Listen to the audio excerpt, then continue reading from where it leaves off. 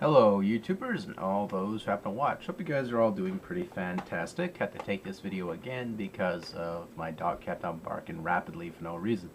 So, alright. Got a couple pickups here today. Thought some of them might be relevant to each other.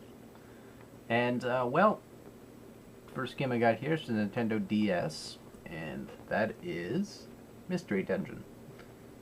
Now, this game is obviously a JRPG meets a dungeon crawler, where it kind of has like little tactic style moving.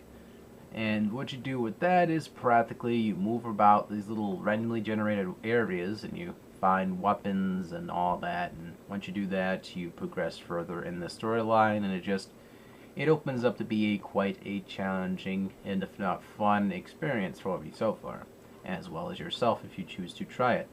And again, it's something that requires finesse. Like it's a little repetitious at first, but then it becomes more challenging and much more fun to play. And as it level builds up, the more challenge builds onto it. So it sort of has a little bit of that arcadey style feel. At the same time, it doesn't. It's just a really fun game, and I enjoy it. There goes my dog again. Anyway. This hat I'm wearing actually ties into the next game I'm about to show you here, and that is Persona 3. Now, there's a character in this named Junpei, which this is from the Persona Portable version of this, might I add. So, this is the original PS2 version, and obviously it's mature rated, so your kids can't jump and play this, because a lot of violent themes, trust me. But honestly, by far, it has to be one of those more interesting titles for the PS2 as well. I mean, the Persona series has always been interesting and, very unique. And I gotta say, I played a little bit of this in the past, and it just, one of the couple things that bothered me was the socializing in this game. Now, I don't got a problem socializing in general. I think it's great, you communicate with people, but, it gets kind of repetitious at first. But it builds your character, builds the game, and it helps develop the game. So that's what you got to do in this game. Might not be for everybody, but at the same time, it's not a horrible thing. It's just not my cup of tea. The fighting in this game is quite interesting because how you start the game off is you cap yourself in the head or whatever, summon a demon, and you just go fight some enemies. That's pretty much how it goes. It's a weird and twisted style game. I mean, the Persona series has never been untwisted ever. And by far, it has to be one of the most interesting of all JRPGs because it just keeps itself mature, interesting, and unique. So, if you were to look back to the first Persona, definitely start off there, then build your way up to the series, and you'll get used to it no matter what.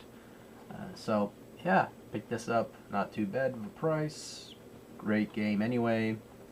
It's just a couple parts of it annoy me, but at the same time, it isn't going to kill me. Anyway. Next game I got here was very affordable. This is for the Sega Saturn. Sega Saturn. And this is a high velocity mountain racing challenge. Now, I picked this up mainly because Atlas published it, as well as it was really affordable, and I don't have really too many Sega Saturn games. I got a couple. And I was promising myself I'd build up a collection. But, obviously I was trying to buy one of those import cards. One of those import memory cards you slide into the console and you'll be able to play Japanese games no problem, which is obviously that's the gold right there, the weight in gold as it is. And if you put that into your console, you could be able to play Japanese RPGs and everything else of that nature without a single flaw. So with that said, definitely check out this game. I heard it's actually pretty good. And I usually take a lot of people's words for it when it comes to a racing game, even though sometimes I'm kind of biased and don't truly like every single racing game I play. But yeah, it looked fun. That's why I picked it up. That's all that matters. So yeah, that's the first batch of games I picked up within this week. I think next week I'm probably going to be receiving a couple of games from my friend Creeboy, or in this case Big Daddy Darth. He's going to be mailing me a couple games. I purchased one of them from him, and the other one's going to be a gift, which of course I'm going to be paying the favor to him nonetheless for the gift part, just because, I know a couple things, or one thing I have that he wanted, and I'll just pay it that way.